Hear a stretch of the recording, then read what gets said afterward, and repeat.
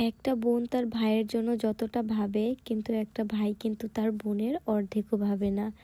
বিয়ের আগে ভাই বোনের সম্পর্ক খুব মধুর থাকে, কিন্তু বিয়ের পর ভাই তার বোনকে ভুলেই যায়, কিন্তু বোন কিন্তু তার ভাইকে ভুলতে পারে না।